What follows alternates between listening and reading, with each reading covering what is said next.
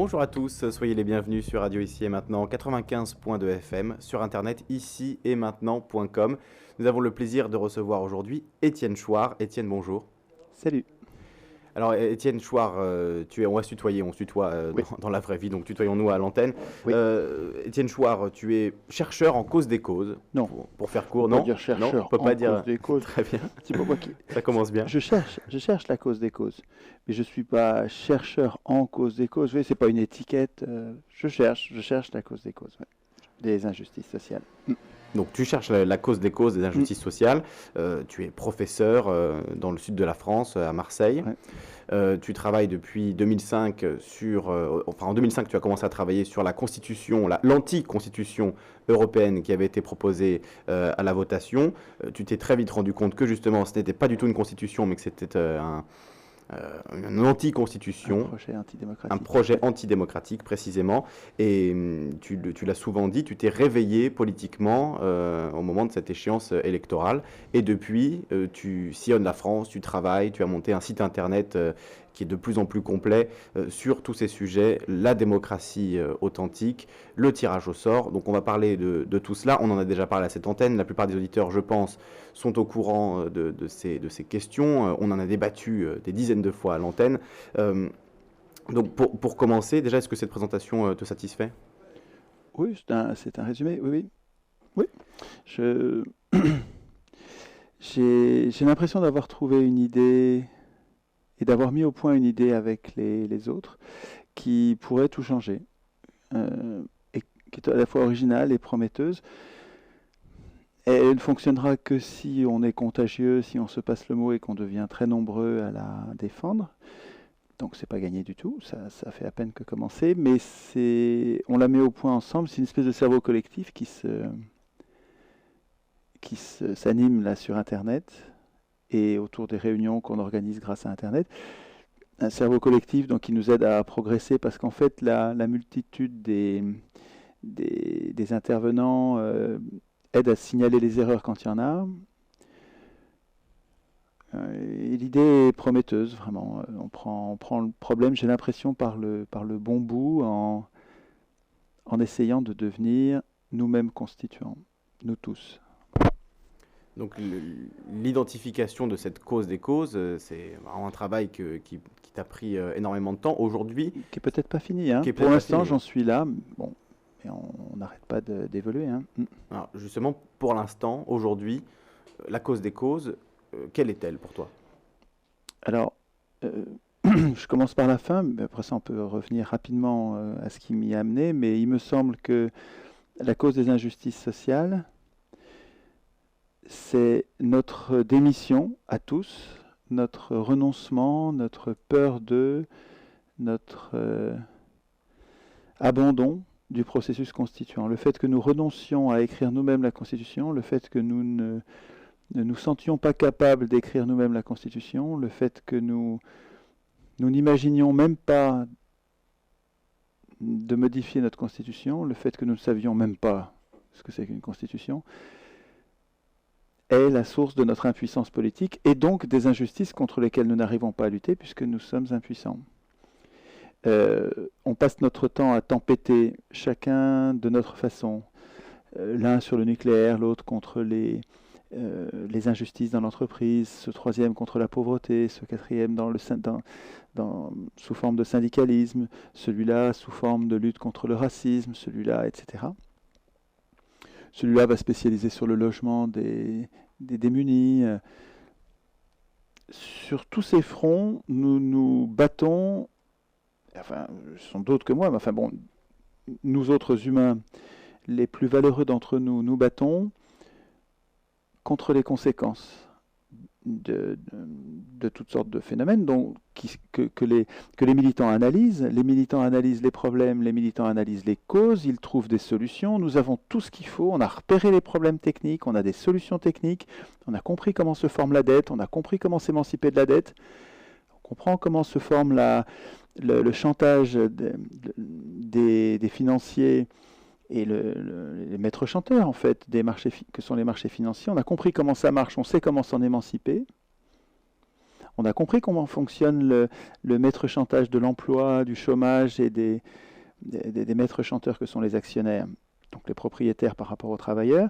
On a des solutions et dans aucun des cas, et je pourrais continuer la litanie de nos résistances, hein, et dans chacun de ces cas, le point commun de tous ces cas, c'est que nous avons identifié les conséquences, nous nous bagarrons contre les conséquences en proposant des solutions et en étant totalement indifférents à notre impuissance politique qui fait que toutes ces énergies ne peuvent pas déboucher parce que, par construction juridique, nous sommes impuissants.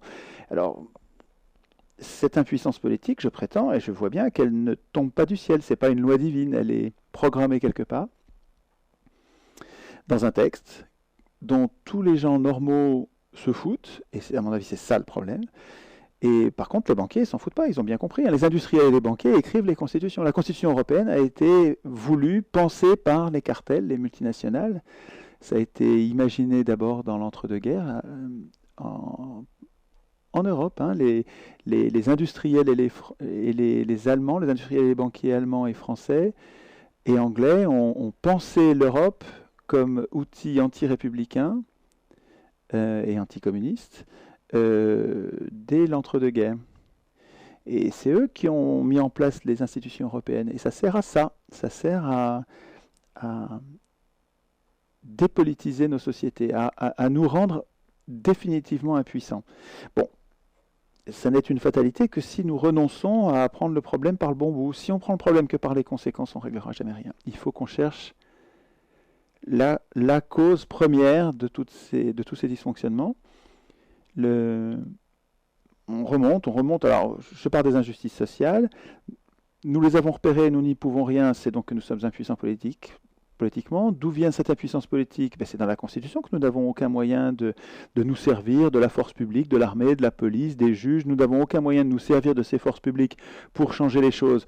C'est écrit dans la Constitution. Mais pourquoi est-ce que dans la Constitution est toujours programmée l'impuissance populaire et la puissance des professionnels de la politique? Il me semble que c'est parce que ce sont toujours des professionnels de la politique qui écrivent cette Constitution qu'ils devraient craindre.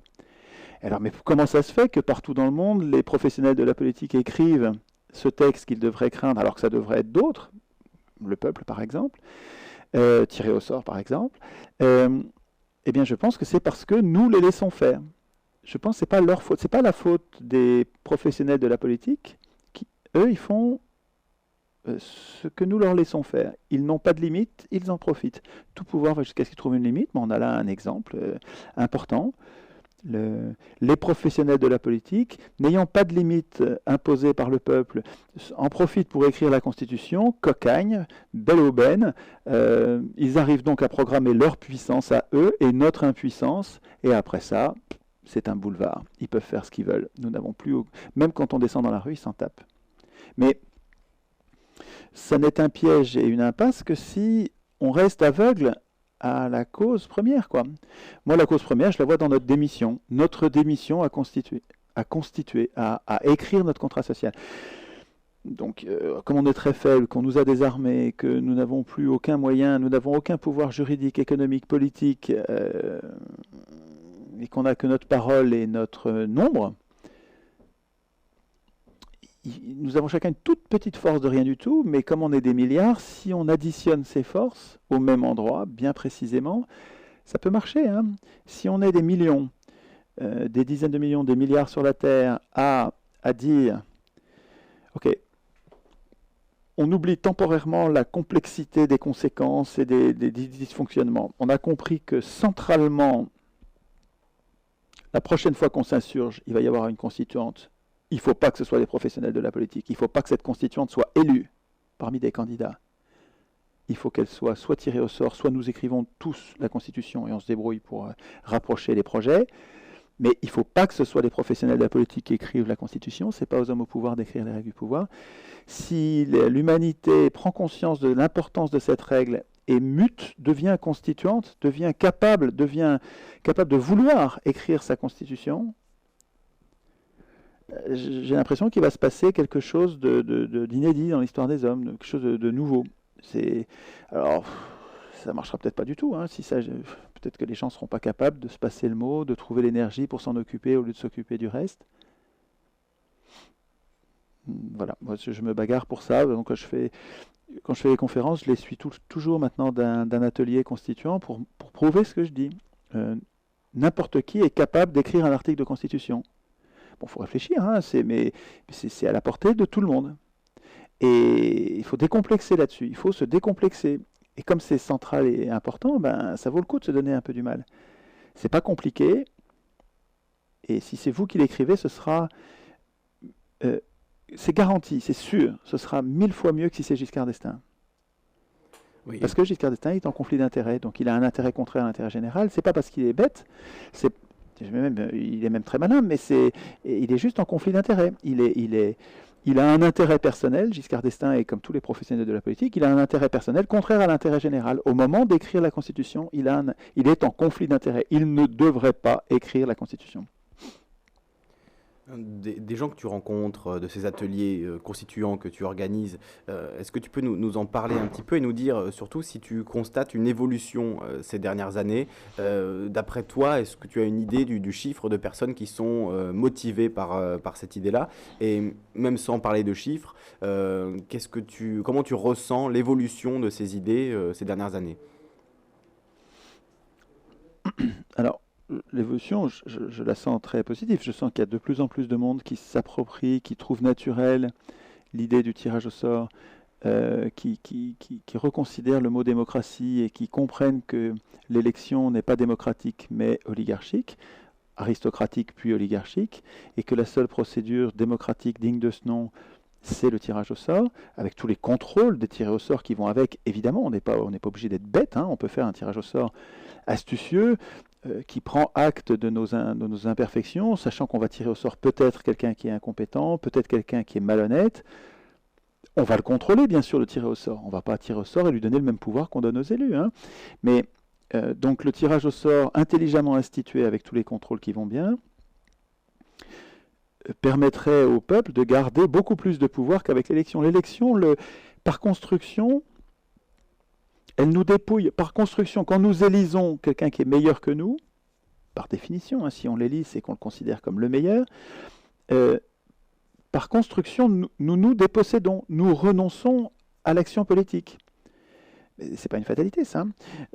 C'est juste un système qui a été construit par des élus contre nous. Mais voilà, donc tant qu'on les laissera écrire les règles, ils les écriront. Donc ce que je vois, c'est que dans les ateliers constituants, j'ai pas n'importe qui en fait. Il y a des gens qui connaissent mon travail ou qui en ont entendu parler, et c'est pour ça qu'ils viennent. Quelquefois, j'en vois qui n'ont jamais vu le truc, parce qu'ils sont amenés. C'est des amis qui les font venir. Et ça marche tout aussi bien, hein, quand c'est quelqu'un qui a jamais vu. Mais c'est vrai que je pourrais me dire quand même que comme c'est des gens qui connaissent déjà un peu la question, il y a un biais. Je ne parle pas à n'importe qui dans les conférences. C'est des gens qui sont venus, qui ont fait le geste de venir. Mais je ne teste pas mon idée que dans ce cadre-là. Quand je voyage en train, par exemple, j'engage la conversation avec les gens qui sont autour de moi, qui ne sont pas venus à une conférence, que je rencontre par hasard dans le train, et à qui je fais une espèce de résumé de ce que je dis en conférence pour leur expliquer, parce que ça les intéresse très vite, tout de suite. Et puis quand on s'y colle à essayer de voir quelles sont leurs idées pour, pour ce qui concerne le domaine de la Constitution, mais c'est très sensé, et je vérifie à chaque fois que les gens les plus simples et les plus ignorants de ce qu'est même une constitution sont capables, très vite, il ne faut pas une heure, déjà de sortir des idées élémentaires. C'est toujours les mêmes, hein. C'est toujours les mêmes. Ce dont on a besoin, c'est pas compliqué, hein. Il faut séparer les pouvoirs, il faut affaiblir les pouvoirs, il faut tenir les pouvoirs sous contrôle, un contrôle permanent avec une initiative populaire supérieure, prioritaire, prenant le pas sur tous les pouvoirs, des institutions qui nous permettent de nous protéger de nous-mêmes d'ailleurs, des institutions qui permettent de nous protéger contre les coups de sang d'une assemblée, donc les erreurs d'une assemblée, les injustices d'une assemblée. Une assemblée peut se tromper, même populaire évidemment, peut se tromper, mais des institutions bien pensées nous obligeraient à reconsidérer une décision, même populaire, pour être sûr qu'on ne s'est pas trompé. Les Athéniens avaient comme ça des tas de rouages qui leur permettaient de détecter les erreurs et de les corriger quand ils s'apercevaient qu'elles avaient eu lieu. Donc, alors, combien on est, j'en ai aucune idée. Je vois bien qu'on est de plus en plus nombreux. à mon avis, c'est très important qu'on ne sache pas exactement combien on est ni qui on est. Parce que les oligarques, ils vont nous voir venir avec le tirage au sort, et si on est un tant soit peu dangereux, on va se faire discréditer d'abord, enquiquiner au dernier degré ensuite, et puis éliminer sociologiquement ou physiquement s'il le faut ensuite. C'est-à-dire que ces gens-là, les possédants, les puissants du moment, nous montrent depuis 200 ans et plus encore que euh, quand il s'agit de conserver leurs privilèges, ils sont prêts à massacrer tout ce qui bouge. Hein, je veux dire, ils tirent sur sur les mineurs en grève. À chaque fois à chaque fois que la cariatide, comme dit Guillemin, bouge, c'est-à-dire le peuple, hein, avec une chance de succès, il se fait tirer dessus. Et c'est sanguinolent. Mais c'est pas la faute du peuple, hein, ce sont les privilégiés qui tirent sur le peuple pour garder leurs privilèges. Et donc ça va arriver là aussi. Donc si on fait un parti, un mouvement, on va devenir comme fiché. Hein. Ça va être très facile pour les riches de. Alors je pense que les riches, c'est les ultra riches. Hein. C'est une poignée, c'est 1 pour 1000 de la population. C'est ces personnes que vous connaissez, hein, autrement que dans les magazines. Euh, il vaut mieux qu'on soit désorganisé, comme ça on est insaisissable.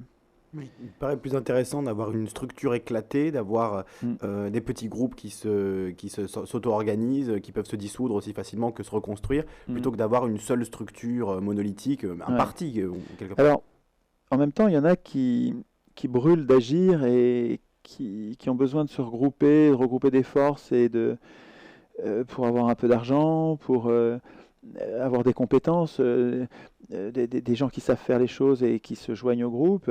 Et donc, naturellement, presque mécaniquement, comme si c'était une loi physique, les humains ont tendance à se regrouper pour être plus forts. Et c'est complètement naturel, ça.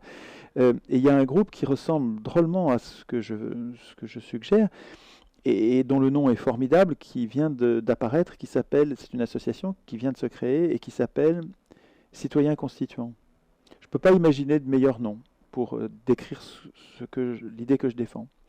Je pense que nous devrions devenir constituants. Nous ne serons citoyens que si nous mutons et nous devenons constituants. Donc une association qui s'appelle Citoyens Constituants, c'est, je crois, le nom qui cible bien. On est à l'os là, on est vraiment sur l'essentiel. Voilà. Si on doit résumer avec le moins de mots possible, la solution de toutes les injustices sociales, la solution, le truc qui peut tout changer, c'est citoyens constituants. Des gens qui se mettent en tête de plus laisser des adultes écrire la Constitution pour les enfants qu'ils reconnaissent d'être. Euh, si vous voulez faire quelque chose de concret pour aider à ce que cette idée se développe, vous pouvez adhérer à cette association. Moi, j'y ai adhéré ce matin. Je me suis demandé longtemps si j'allais faire ça, parce que je suis dans aucune association. Puis, en fait, avant-hier, j'ai adhéré à une association qui s'appelle les Amis de Guillemin, ou quelque chose comme ça. Et donc, je suis maintenant à 3 ou 4 associations, les Amis de Guillemin, les Amis d'Alain, Citoyens Constituants. Je suis plus sans association. Bon, c'est des associations qui ont beaucoup de sens pour moi. Euh, c'est quelque chose. Je suis partagé moi sur cette idée-là parce que, comme je vous dis, hein, si on fait une structure qui nous regroupe tous, c'est comme si on donnait nos noms à ceux qui vont organiser les rafles quand ça va venir. Alors que si on dit à personne qu'on est en train de muter et de convaincre ses voisins et de convaincre ses collègues de travail, mais qu'on on le dit nulle part, on le proclame pas, on le fait. À mon avis, on est plus résistant à l'oppression qui vient. Dans l'histoire de France et du monde, on n'est pas, comment dire, on n'est pas tombé de nulle part. On a des anciens qui nous aident. Tu viens de citer Guillemin, tu citais la cariatide. Je crois que c'est Hugo qui Oui. appréciait beaucoup ce terme. Tu viens de citer Alain aussi. Mm, On pourra parler de Robespierre. mm, Ça vient pas de nulle part tout ça. Il y a quand même dans notre passé des penseurs, des écrivains, mm. des auteurs, des personnes qui nous ont lancés, on pourrait dire. Donc, est-ce que tu peux nous dire un mot de ces grands penseurs français ou suisses ou étrangers qui t'aident à avancer sur ces idées-là? Mm. Celui que j'aime beaucoup, beaucoup lire et qui me paraît séminal, c'est lui qui sème les graines vraiment les plus importantes, c'est Rousseau. Rousseau qui est lui-même inspiré par Jésus, je découvre ça avec Guillemin, hein. Alors moi je suis athée, hein, je crois ni en Dieu ni en diable, mais je vois bien que les valeurs du personnage conceptuel au moins qu'est Jésus, parce que finalement pour moi peu importe qu'il existait ce gars-là, le personnage conceptuel de Jésus, et indépendamment complètement de toute église, défendait des valeurs qui sont quand même sympas, quoi, hein, le partage, le pardon, l'amour, quoi, hein, en général. C'est quand même assez irréprochable. Et, et finalement, Rousseau était très croyant, et c'est Guillemin qui me rend sensible à cette réalité qui m'avait complètement échappé avant. Guillemin trace les penseurs qui sont à la fois croyants, qui croient aux valeurs christiques de Jésus, et puis se préoccupant principalement des pauvres. Et ce sont ces gens-là que suit Guillemin, que étudie Guillemin, et dont Guillemin perpétue la mémoire des luttes. Donc c'est Rousseau, c'est Lamartine, c'est Victor Hugo, c'est Tolstoï, c'est Zola. Et c'est vraiment bien utile pour fabriquer le monde qu'on voudrait voir advenir, de bien intégrer à la fois ce qu'avaient pensé ces grandes personnes qui avaient passé un temps fou en fait à réfléchir à une société plus juste, intégrer leurs pensées et puis découvrir et réfléchir à leurs limites, aux problèmes qu'ils n'avaient pas su régler, et imaginer, nous, ce qui leur manquait, donc ajouter quand j'ajoute le tirage au sort de l'Assemblée constituante, par exemple, ou la déprofessionnalisation des acteurs constituants, ou je cherche d'autres façons de le dire pour être sûr que tout le monde a compris, le désintéressement des acteurs constituants. Ça, à mon avis, c'est une pierre nouvelle, c'est quelque chose qui va se rajouter à ce que nos parents avaient pensé,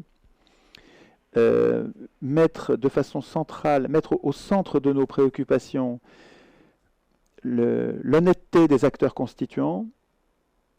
Je crois que ça va rendre possible les rêves de nos parents.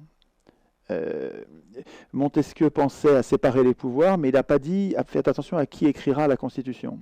Montesquieu disait pour que le pouvoir n'abuse pas, il faut que par la nature des choses, ça veut dire par la Constitution qu'on met en place, le pouvoir arrête le pouvoir. Et il suggérait qu'on sépare strictement le législatif de l'exécutif et du judiciaire.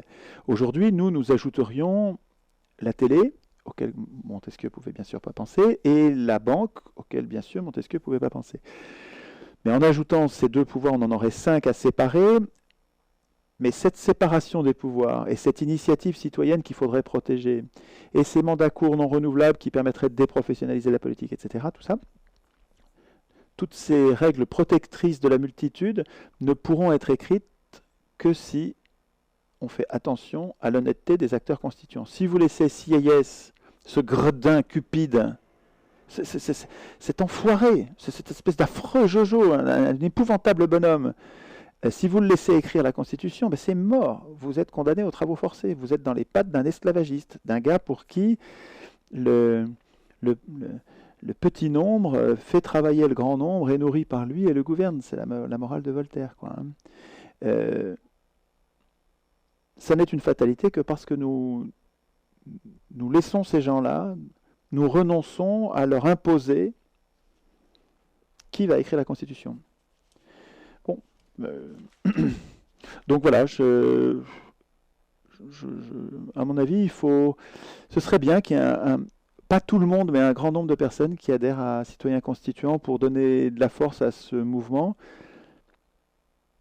C'est paradoxal, je ne sais pas quoi dire là-dessus, je n'ai pas de certitude. À mon avis, ce serait bien qu'il y en ait un bon nombre qui restent aussi à l'écart parce que ça ferait une partie insaisissable après les rafles, qui resterait pour continuer à semer les graines et à la bagarre de façon anonyme, souterraine, pour qu'on soit le plus grand nombre au moment où ça va péter. Le plus grand nombre, après que ça ait pété, à dire non, l'Assemblée constituante, elle ne doit pas être élue. L'Assemblée constituante, on tient à ce qu'elle soit tirée au sort. Il faut que ce soit n'importe qui. Et puis non seulement elle sera tirée au sort, mais en plus on va surveiller ce qu'elle fait. elle va être contrôlée par une deuxième chambre tirée au sort qui vérifiera qu'elle suit bien sa mission. Donc, si on est des millions à exiger ça, à avoir cette exigence intérieure en disant la prochaine fois qu'on écrit la Constitution, c'est nous qui l'écrivons. C'est ceux parmi nous, des gens normaux, qui ont été désignés par le sort et qui sont surveillés par d'autres tirés au sort. Si on est assez nombreux pour l'exiger et que ça advient, il va se passer quelque chose de nouveau. Je ne peux pas dire exactement quoi, je ne sais pas dans quelle mesure, dans quelle proportion ça fonctionnera, mais ça me paraît être la bonne direction. La première fois qu'on a discuté tous les deux à cette antenne, c'était en octobre 2011, si ma mémoire est bonne, et tu nous avais dit à l'époque qu'à chaque fois que tu rencontrais quelqu'un, qu'à chaque fois que tu dialoguais avec quelqu'un, tu discutais avec quelqu'un qui n'était pas forcément d'accord, tu progressais, Oui. Et que toute opposition, finalement, tout argument contradictoire te fait progresser. Voilà, est une chance de progresser. Donc on va ouvrir le standard pour que les auditeurs puissent justement poser leurs questions et nous donner une occasion de progresser tous ensemble. 08 92 23 95 20, c'est le numéro du standard pour intervenir donc et poser vos questions en direct à Étienne Chouard. 08 92 23 95 20. Et justement, c'est la question que je voulais te poser, cette progression que tu trouves dans la voix des autres, dans les yeux des autres, est-ce que tu pourrais nous en parler un petit peu, nous dire, voilà, depuis 3-4 ans, à quel point ces rencontres avec des gentils virus, avec des citoyens constituants, comment ces rencontres t'ont fait progresser et qu'est-ce que ça a changé dans ta façon d'aborder ce travail? Alors, ce n'est pas tellement les rencontres avec les gentils virus ou les citoyens constituants qui me fait progresser, puisque précisément on est d'accord. Sur l'essentiel, vraiment, on est d'accord. Non, c'est plutôt les rencontres avec des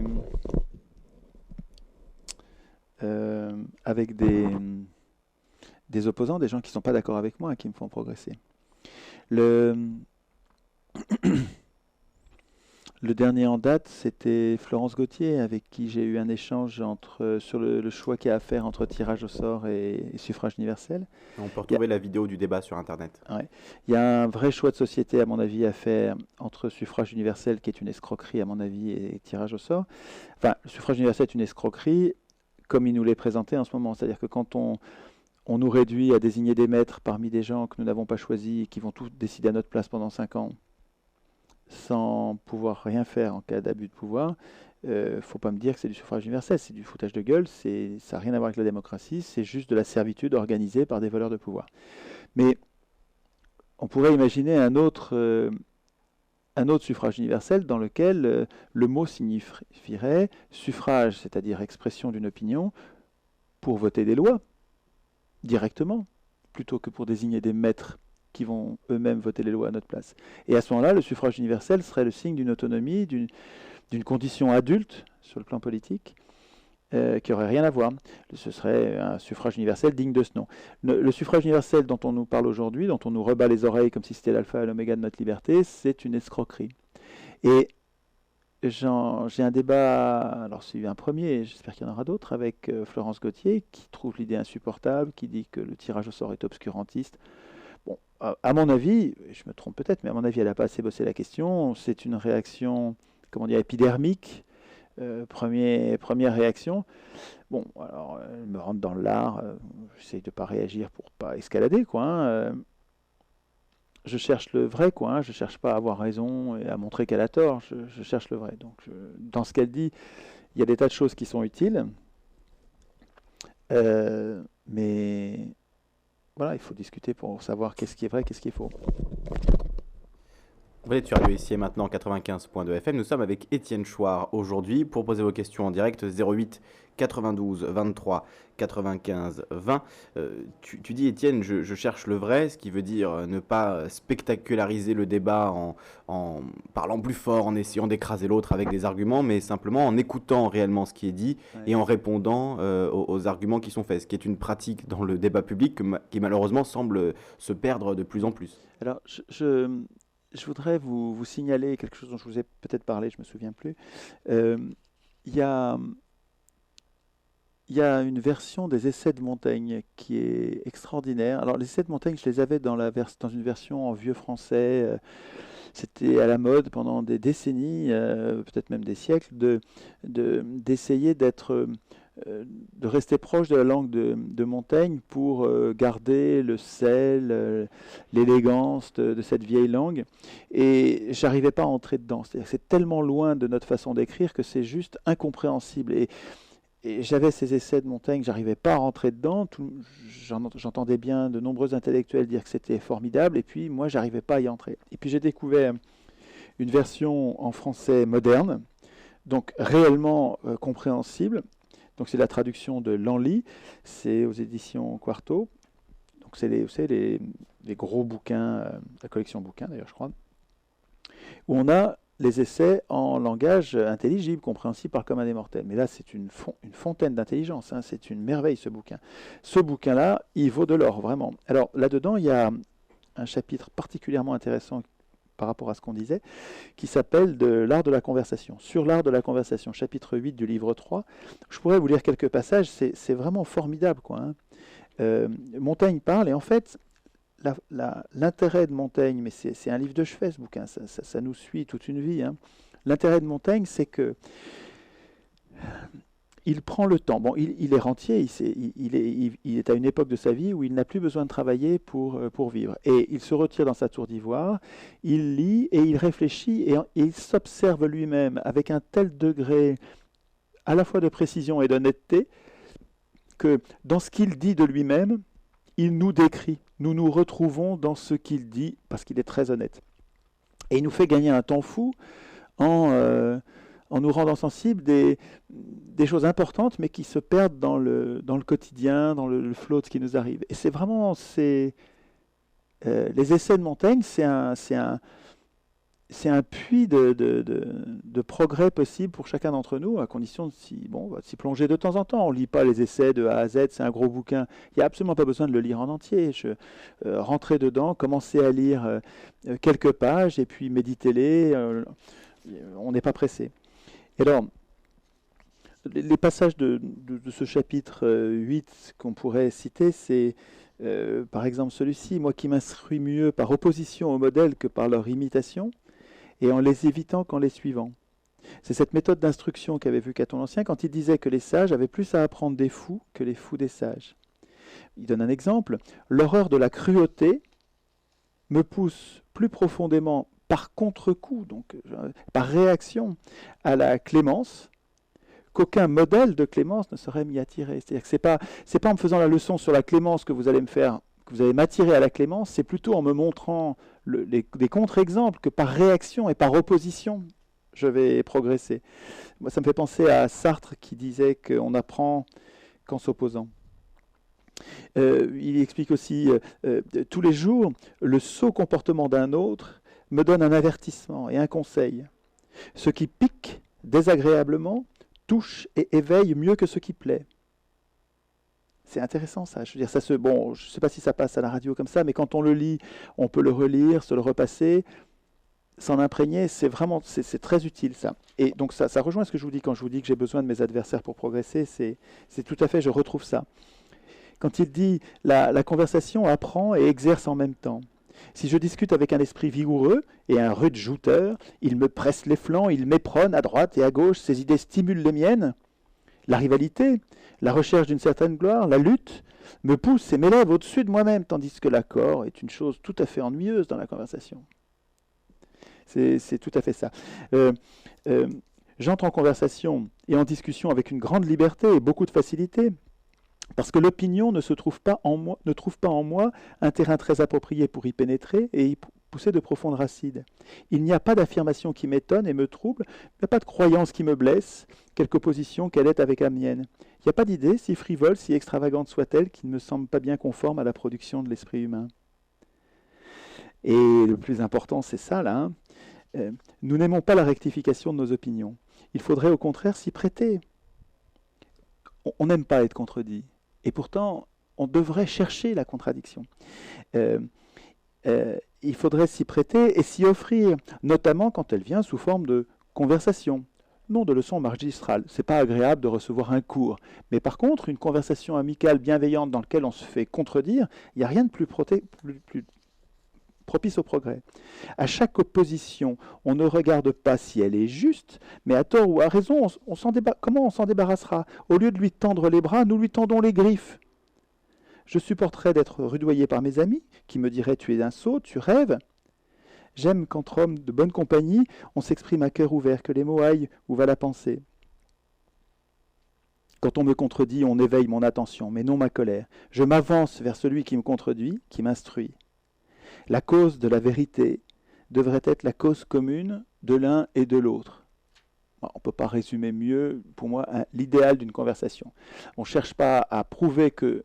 Je ne cherche pas, dans une conversation, à prouver que j'ai raison. Je cherche le vrai. Si mon interlocuteur fait la même chose, on va progresser tous les deux, c'est sûr. Alors que si on cherche à montrer qu'on a raison, c'est mort. La vérité va pâtir dans les deux cas. Je fais fête à la vérité, dit Montaigne. Je fais fête à la vérité, et je la chéris en quelques mains que je la trouve. Et je me livre à elle, je lui tends mes armes vaincues d'aussi loin que je la vois approcher. Et pourvu qu'on n'y procède pas avec un air trop impérieux d'un maître d'école, les manières comptent quand même, je prête l'épaule aux reproches que l'on fait sur mes écrits. Etc. Enfin, je vous recommande Montaigne, c'est... Pour décrire l'art de la discussion, là, en l'occurrence, puis il y en a d'autres, il y a un chapitre merveilleux sur l'éducation. Enfin bon, tous les essais de Montaigne sont... Mais donc, dans l'édition en français moderne. En français moderne de Lanly, D'accord. chez Quarto. Eh bien, nous avons des auditeurs, alors peut-être pas forcément des contradicteurs, on va le voir. On accueille Alexandre. Alexandre, bonjour. Bonjour. Nous t'écoutons. Bonjour Étienne Chouard. Bonjour Alexandre. Vous pouvez m'appeler Étienne. Donc une petite parenthèse avant ma question et mes propos de la discussion. Vous avez fort raison de craindre les rafles, etc.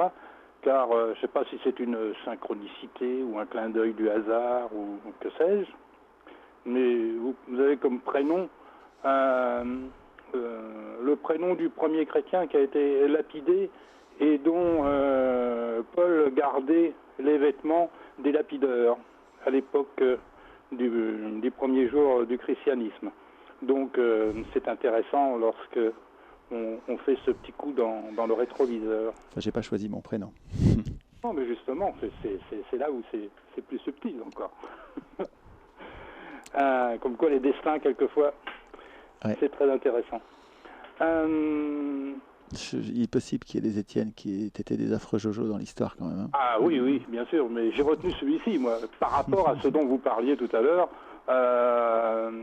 notamment avec M. Guillemin, par rapport à Jésus. Donc c'est la raison pour laquelle ça m'a fait penser à ça. Ouais, effectivement, il doit y avoir des Étienne pédophiles, alcoolos, et que sais-je. Hein. Voilà, c'était la relation qui m'avait fait penser à ça.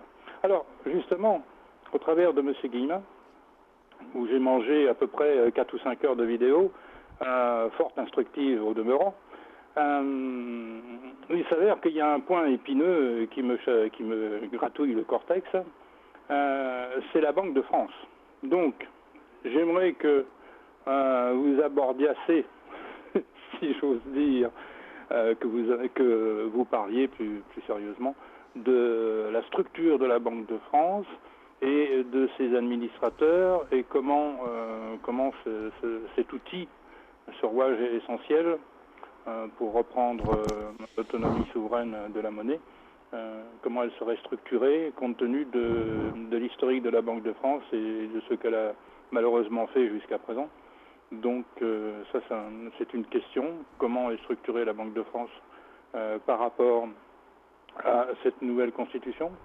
Et puis ma question sur les constituants, quel est l'argument et comment répondre à ceux qui ils vont nous dire il se peut qu'il y ait des illettrés, des gens qui n'y connaissent absolument rien, des tordus, des gens qui peuvent être sous contrôle d'autres hommes qui ont de l'argent, de la puissance, etc. Dans les constituants, il peut y avoir bien évidemment la trahison. Donc, au travers de ces deux structures de contrôle, au travers d'un exemple sur la rédaction d'un article, etc., comment est organisée ces deux structures, enfin la structure de contrôle par rapport à la structure des constituants. Et puis, si vous pouvez aborder l'organisation sur le plan national, est-ce que c'est l'entité du département qui reprend comment dirais-je, des constituants départementaux, ou est-ce qu'il y a une constituante nationale tirée au sort et simplement une assemblée constituante nationale, plutôt que faire comme à l'époque des cahiers de doléances, et puis ensuite remonter tout ça sur Paris. Et conservez-vous, par ailleurs, et avons-nous réfléchi sur le fait qu'il y a toujours un problème de centralisation par rapport au pouvoir issu de la constituante? Bon, alors là, il y a pas mal de questions. Sur la Banque de France, dans la société moderne, on a la division du travail, nous oblige à nous rend dépendants les uns des autres. Nous ne savons plus nous nourrir, nous ne savons plus vivre indépendamment les uns des autres. Nous ne sommes plus autonomes, nous avons besoin les uns des autres. Donc, pendant que les uns vont faire de la nourriture, les autres vont faire des voitures, les autres des routes, et nous allons avoir besoin des autres, donc nous allons avoir besoin de monnaie pour échanger. La monnaie est dans une pareille société aussi importante que le sang dans un organisme, et la décision politique de désigner l'acteur qui va créer la monnaie, qui va la distribuer, qui va décider de sa quantité, est littéralement stratégique pour une société. C'est même vital. Or, il se trouve que c'est une malchance. Il y a des acteurs privés qui ont compris avant les acteurs publics comment créer la monnaie.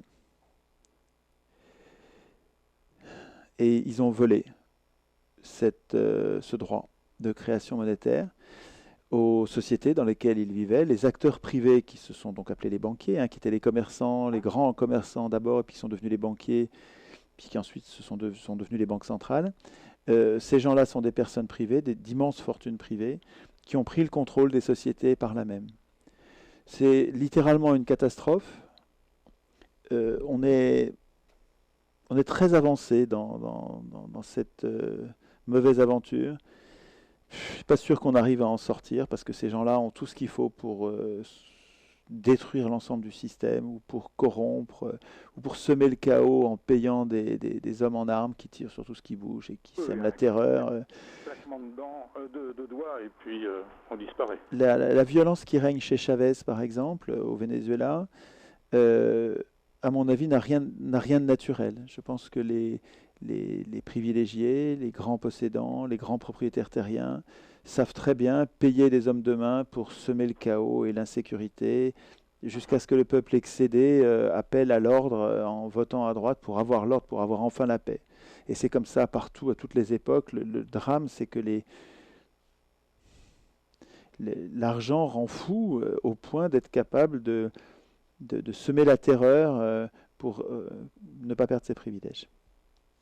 Alors, pour en revenir à la création monétaire, la conférence de Guillemin extraordinaire sur la Banque de France, qui est la 6e de la série sur Napoléon, qui s'appelle le caïd respectueux, ou un caïd respectueux, qui est, s'il y a une conférence que vous devez voir, bon, il en faut 2, parce qu'il y a celle sur Robespierre aussi, et la Révolution française, mais c'est vraiment... ça doit être sa meilleure conférence, là, ça dure une demi-heure. Il faut la voir 3 fois. Mais 10 fois, 10 fois. 10 fois, mais toutes les conférences de Guillemin, il faut les écouter 10 fois. Toutes les conférences. Les 130, il faut les écouter 10 fois. Vous les écoutez en voiture, il faut les mettre en MP3, les mettre dans votre téléphone, débrouillez-vous. Les conférences de Guillemin, elles s'écoutent toutes. À mon avis, il n'y a pas de limite. Oui, c'est un enseignement permanent, mais c'est tellement riche qu'il faut les écouter plusieurs fois, absolument, vous avez raison. Exactement. Et si nous avions un support écrit, ça serait encore mieux. Ouais, ouais. Mais ça, c'est notre boulot, hein. On est plein de virus. Il y a qu'à se prendre une conférence chacun et on a les retranscriptions en une semaine, on les a toutes, hein. Guillemin a écrit beaucoup de livres aussi. Oui, il a écrit plus de 40 livres, oui, bien sûr. Mais c'est pas pareil. Dans la conférence, il y a une espèce de résumé dans un style moins soutenu, mais plus digeste, plus facile à comprendre, plus stimulant, plus pétillant, C'est la plus... différence entre le verbe et l'écrit. Et l'écrit, ouais. Surtout que vraiment Guillemin est attachant au possible. C'est délicieux, quoi. Écoutez, Guillemin, c'est vraiment, il nous parle sans nous prendre pour des imbéciles, quoi. C'est plein de choses importantes et pas toujours faciles qu'il nous dit, mais il les dit si gentiment et avec une telle sincérité, une telle honnêteté par rapport à la recherche du vrai, quoi. Il sait bien qu'il peut se tromper, il cherche et il nous fait partager son travail. Non, c'est vraiment remarquable. Et alors sur la Banque de France, il explique bien comment Pergaud, un banquier suisse et une bande de financiers crapuleux ont financé, ont rendu possible la montée de Napoléon, la Révolution française et la montée de Napoléon pour obtenir la Banque dite de France, qui est en fait un outil de rapine. Qui n'a rien de franc. C'est pas du tout la Banque de France, c'est la banque Ouais. de Pergaud et sa clique, d'une bande de mafieux qui ont pris le contrôle de l'État français pour condamner les Français aux travaux forcés. C'est-à-dire qu'on travaille pour eux, quoi. Et aujourd'hui, toujours aujourd'hui, on leur donne des dizaines de milliards, des centaines de milliards par an. Ça suffit, quoi, ça suffit. Alors donc, bon, Guillemin, c'est un de ceux... Alors nous, on avait beaucoup travaillé là-dessus depuis 2006.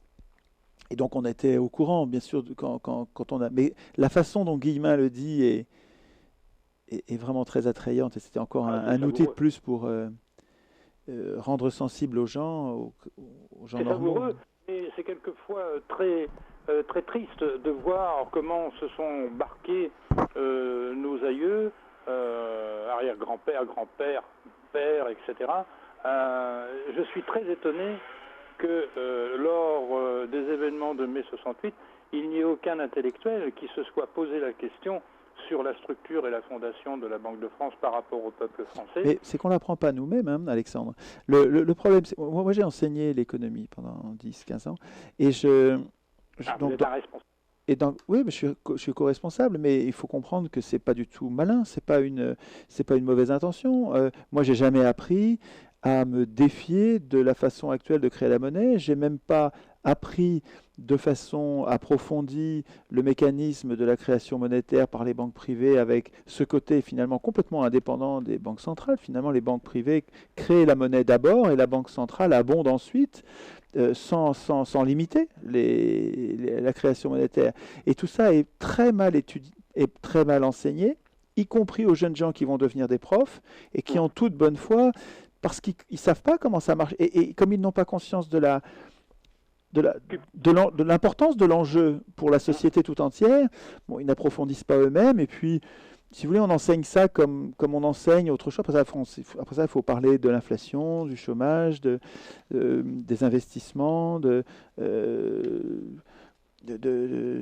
commerce international. Enfin, il y a plein de choses à traiter quand on parle d'économie, hein. Alors bon, vous parlez de la création monétaire, comme on n'a pas compris, comme on n'a pas appris à l'école, un, que c'était essentiel, et deux, que c'était une félonie, on risque pas de l'enseigner soi-même, vous savez, enfin, c'est compliqué. Mais moi, c'est un hasard, hein. C'est le hasard de cette vie incroyable là, que j'ai depuis 2005 qui m'a conduit à découvrir, puis à me faire le porte-voix. Alors j'ai de la chance, quoi. J'ai la voix qui porte parce qu'il m'est arrivé ce qui m'est arrivé, donc j'en profite et je m'en sers, mais il y a du hasard là-dedans, et ben voilà, il se trouve qu'on n'a pas eu ce hasard avant, et là j'ai l'impression que la société est en train de prendre conscience à la fois de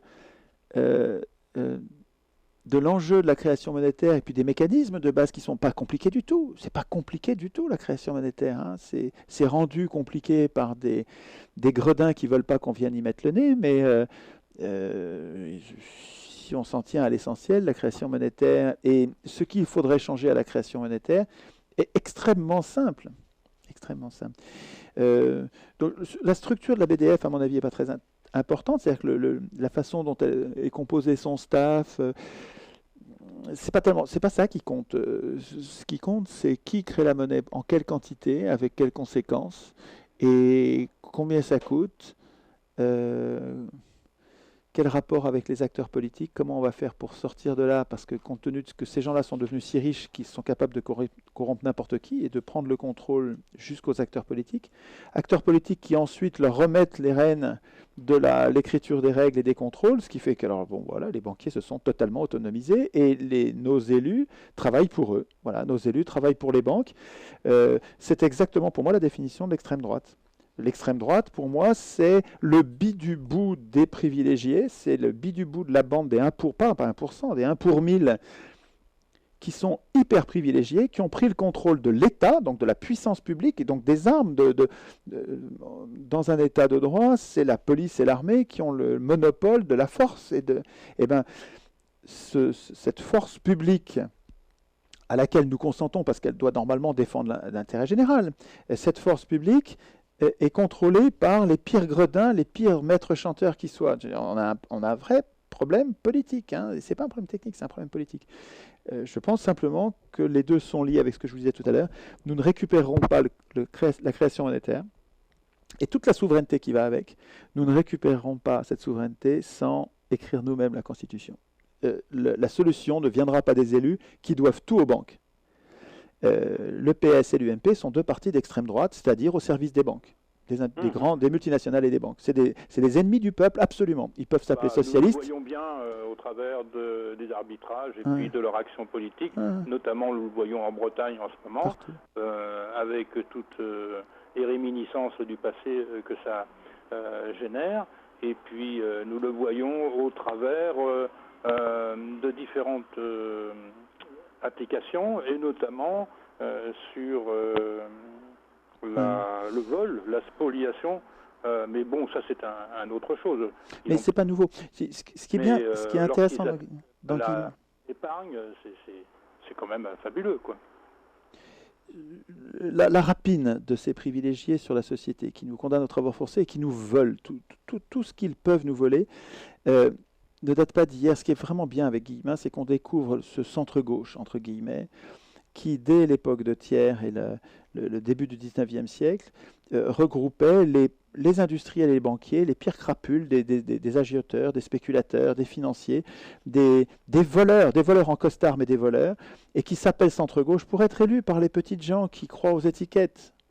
Et Guillemin explique comment Thiers a convaincu les royalistes. C'est une assemblée de royalistes. C'est 600 royalistes sur 700 députés, 600 royalistes qui ont mis en place la troisième, ouvrez les guillemets, république, fermez les guillemets, qui est en fait une ré-privée.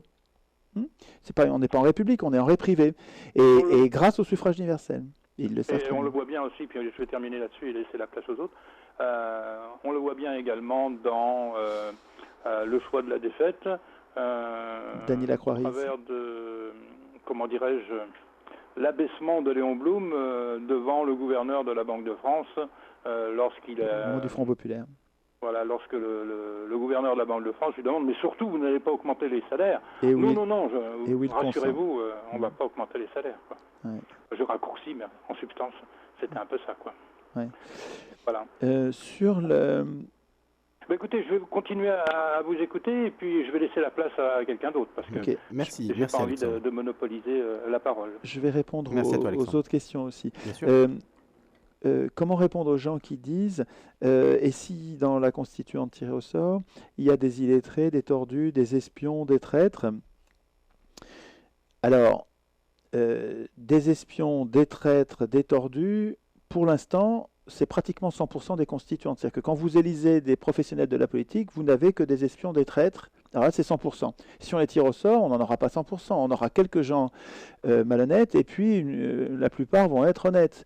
Et donc, ce ne sera pas parfait. Oui, il restera des espions, il restera des tordus, il y aura des illettrés, mais moi, les illettrés ne me font pas peur. Je pense qu'un illettré à qui on a expliqué l'enjeu et à qui on demande de réfléchir à ce qu'on pourrait mettre dans une constitution, il va très vite tomber sur les contrôles des pouvoirs parce qu'il en a marre d'être impuissant politiquement et même illettré, il saura dire, et puis c'est quelqu'un d'autre qui l'écrira pour lui, il saura dire, moi je veux que les acteurs politiques soient sous contrôle. Ce même illettré sera tout à fait capable de dire, Et moi, je veux, quand j'ai une idée ou quand je ne suis pas content, je veux pouvoir le dire, je veux pouvoir questionner les autres sur ce que j'ai à dire, c'est-à-dire le référendum d'initiative populaire. L'idée du référendum d'initiative populaire ne lui viendra pas parce qu'il est illettré, mais quand on va lui expliquer comment ça marche, il va dire c'est ça que je veux. Et il ne faudra pas une semaine, hein. En une demi-journée, il aura compris et il sera capable, tout illettré qu'il est, de voter, de vouloir et de voter une constitution bien meilleure que celle que décidera Giscard d'Estaing. Donc là, pour moi, l'objection de l'incompétence, finalement, c'est toujours la même que nous renvoient nos élus qui se comportent comme des parents avec d'un parent tyrannique par rapport à leurs enfants dont ils ne veulent pas qu'ils s'émancipent. Cet argument de la compétence ne vaut rien. Sur la structure pour contrôler les constituants, c'est une bonne question parce qu'on n'a pas encore beaucoup creusé. Pourtant, c'est un sujet qui est important. Comme je vous disais, la constituante va avoir un pouvoir important. Elle va écrire le contrat social.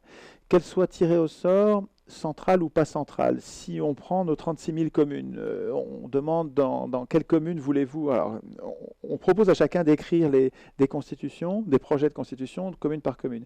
Il va y en avoir trop, il va falloir centraliser ça.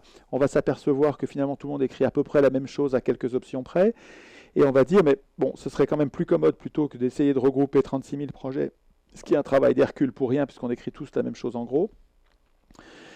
On va tirer au sort 3-4 communes aux 4 coins du pays, on va tirer au sort quelques communes, et puis on va les laisser faire, et on va les regarder faire, et on va contrôler ce qu'elles font. Et comment va-t-on contrôler ce qu'elles font? Alors, ou bien on les vient contrôler qui veut, ou bien on tire au sort l'assemblée de contrôle de la constituante, et ça fait donc 2 chambres tirées au sort, une tirée au sort qui écrit la constitution, une ou plusieurs, il peut y en avoir plusieurs, et qui éventuellement n'écrit pas une seule constitution, mais plusieurs avec des options, en disant tiens là on se dispute, on n'est pas d'accord, on va faire des options, et puis les électeurs vont choisir en fait les options qu'ils préfèrent. Et puis une deuxième chambre tirée au sort qui, elle, ne sert pas à écrire la Constitution, parce que sinon on déplace le problème, et finalement c'est l'Assemblée de contrôle qui devient celle qui a le pouvoir et qui devient nécessairement elle-même aussi contrôlée. Mais donc une deuxième chambre qui n'a pas pour objectif d'écrire la Constitution, mais qui a juste pour objectif de vérifier ce que fait l'Assemblée constituante, pour vérifier qu'elle garde le contact avec le peuple, qu'elle informe le peuple, qu'elle ne reçoit pas en secret les banquiers, comme c'est ce qui se passe en Tunisie, etc. Enfin bon. Et donc cette deuxième assemblée, elle aurait un mandat de contrôle qui nous mettrait vraiment ces 2 chambres constituantes, là, une constituante et une de contrôle de la constituante. C'est sûr qu'on ferait des pas de géant dans la qualité du texte qui en sortirait.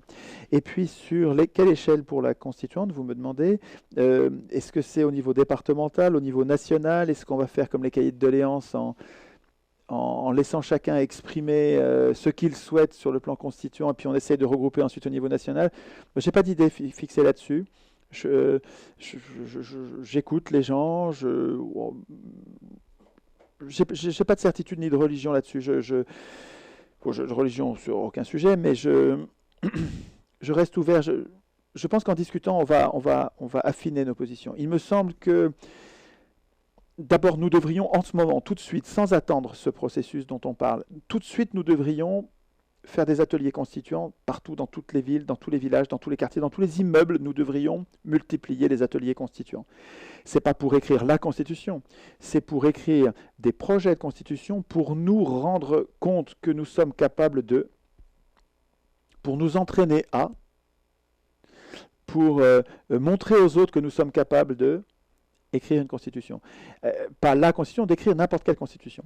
Et quand nous aurons fait ce travail-là, chacun dans notre bloc d'immeuble, dans notre appartement, avec les copains, les relations de travail, quand nous serons très nombreux à nous être exercés comme ça, on aura développé une aptitude constituante qui pour l'instant est totalement éteinte parce qu'on ne l'apprend pas à l'école, mais nous aurons développé une aptitude qui va nous rendre capables, le jour où ça va péter, ça y est, on a réussi, on s'est débarrassé des tyrans et maintenant il faut écrire le nouveau contrat social. Je pense que ce travail préalable des ateliers constituants va nous rendre capables d'exiger un processus honnête. Et dans ce que vous avez décrit comme possibilité, on peut imaginer des processus honnêtes dans tous les cas. Il peut y avoir au niveau départemental, si on le fait au niveau départemental, on peut très bien imaginer qu'il y ait des processus, une centaine de processus constituants dans chaque département, institués de façon honnête, où tous ceux qui veulent viennent, où ceux qui ont été tirés au sort, si on décide de tirer au sort, sont surveillés par ceux qui regardent et qui sont autour et qui vérifient que tout se passe bien en interpellant les autres en cas de problème. Mais ça marcherait aussi bien avec une constitution nationale. Je pense que si une assemblée constituante nationale était tirée au sort et qu'elle était surveillée par nous pendant qu'elle travaille pour l'interpeller quand quelque chose ne va pas ou interpeller les autres quand quelque chose ne va pas, on pourrait instituer ça de façon très honnête en espérant de cette procédure honnête de très bons résultats.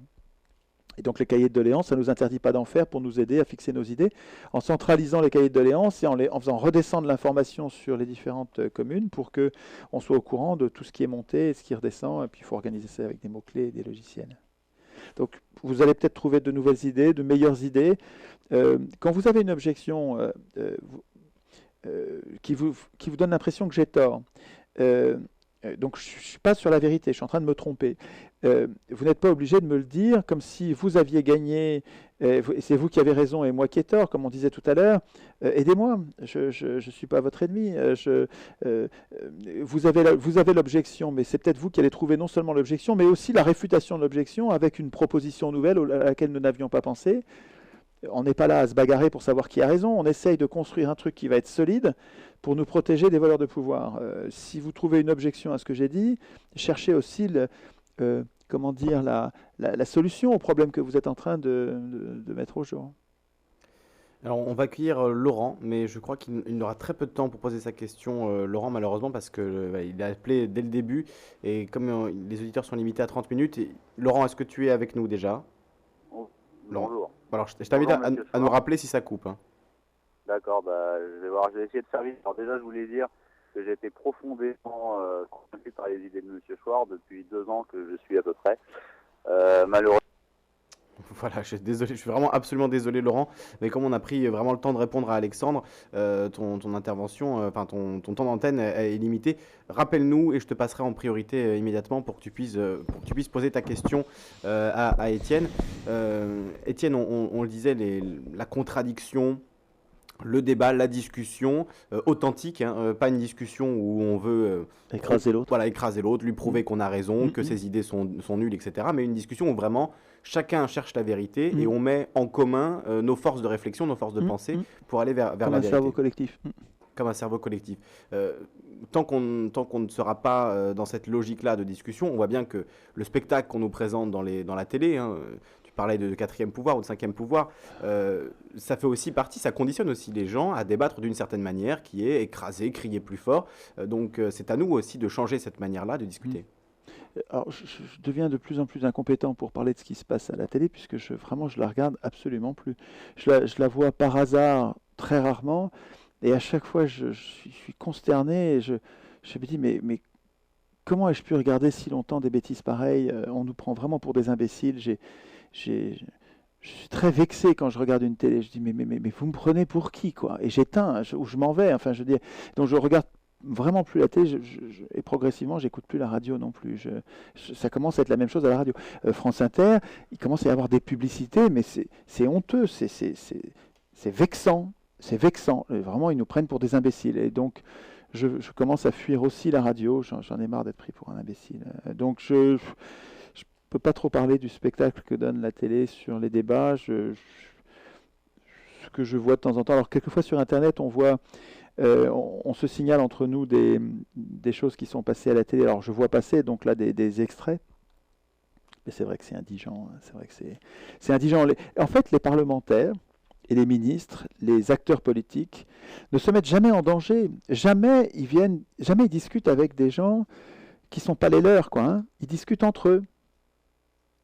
Mais un gars comme moi, jamais ils se mettent en face. Jamais, jamais, jamais. Jamais ils se mettent en face de quelqu'un qui va contester leur légitimité en disant, quelqu'un qui dirait, je ne veux pas être représenté. Vous n'êtes pas légitime pour me représenter. Je suis un adulte, je veux pas de maître.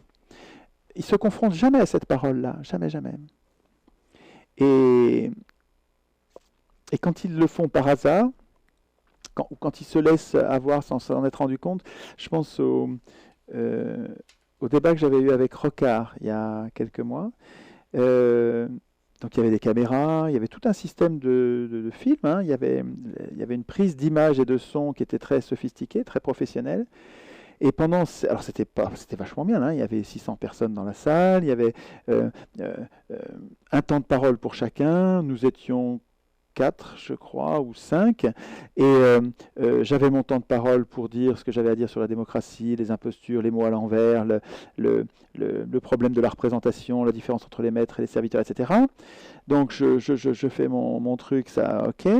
Et puis ensuite vient le moment où on échange, et Rocard qui me voit parler, alors, il ne s'attendait pas à ça, il n'avait pas été prévenu qu'il allait avoir un trublion comme ça. On avait 3 ou 4 oligarques et puis un trublion. Et puis, alors je le vois, là, il devient un peu dur de la feuille. Alors, il prend son oreille dans la main, il penche sa tête, il dit mais qu'est-ce qu'il raconte celui-là? C'était marrant. Il y avait des images marrantes de l'oligarque qui est en train de se faire interpeller publiquement. Et puis il le prend assez bien quand c'est à son tour de prendre la parole. C'est un vieux renard qui le prend en se marrant, qui dit je me souviens plus exactement. Alors, heureusement, on a le son parce que finalement, figurez-vous, par hasard, je sais pas pourquoi, c'est vraiment pas de chance. On n'a pas d'image, les caméras n'ont pas marché. Il y a un problème technique, je sais pas. Mais on n'a pas l'image de ce qui s'est passé. Pourtant, vous allez voir que c'était important ce qui s'est passé. Euh, Rocard me répond avec une espèce de pirouette élégante du genre ça fait vraiment plaisir de voir la fureur juvénile d'Étienne Chouard qui finalement redécouvre Rousseau, ça me rappelle ma jeunesse. Donc ça, tout le monde se marre, c'est vrai que c'est marrant, sympa. Et puis il botte en touche, il répond pas. Et puis je reviens à la charge. Alors, il y a quelques objections sur le processus constituant qui sont pas pertinentes. Donc je reprends la parole et je réponds aux objections. Puis après ça, je sens que la fin arrive et je demande à Thomas Legrand qui animait la soirée, je lui demande un petit moment pour poser une dernière question et puis j'interpelle Rocard et je lui dis mais c'était important ce moment-là parce que ça n'arrive jamais. Les yeux dans les yeux, c'est parfait, je le tiens, il est là, tout le monde se tait, il y a 600 personnes qui regardent, il y a les caméras qui sont braquées, et il ne peut pas faire autrement que m'écouter. C'est rare ça, c'est idéal. Et je lui demande, Monsieur Rocard, en 92, vous nous avez conduit à signer un traité, le traité de Maastricht, pour lequel il n'y a pas eu de débat. Nous n'avons discuté de rien sur l'article 104 qui était contenu dans le traité de Maastricht et qui interdisait définitivement aux États et aux communes, à toutes les administrations, d'emprunter auprès de la Banque centrale à taux zéro, c'est-à-dire sans charge d'intérêt, et qui nous condamnait donc à emprunter au marché financier, à moyennant intérêt, un intérêt ruineux. Cette décision nous a été le moteur permanent alimentant une dette en expansion permanente, qui est une véritable catastrophe qui nous met dans les griffes des marchés financiers. Ma question un peu solennelle, à part le fait que,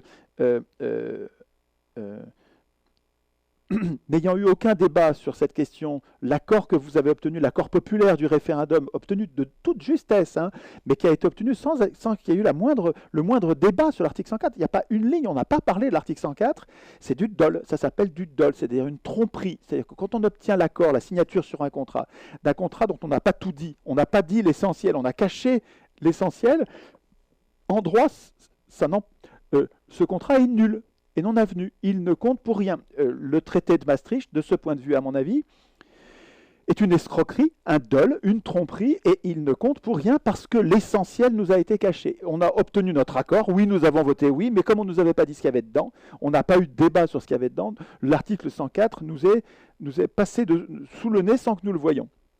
Indépendamment de ça, M. Rocard, est-ce que vous étiez au courant à l'époque? Est-ce que vous saviez qu'il y avait l'article 104 et est-ce que vous saviez que c'était une catastrophe? Autrement dit, est-ce que c'était une erreur, une incompétence, ou est-ce que c'était une trahison? Parce que vous le saviez. Silence.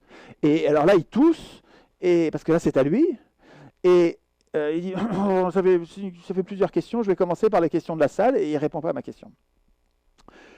Le spectacle du petit citoyen lambda qui interpelle l'oligarque, le traître, sur sa trahison précise et qui obtient rien comme réponse, ce spectacle-là, il est pédagogique, je crois.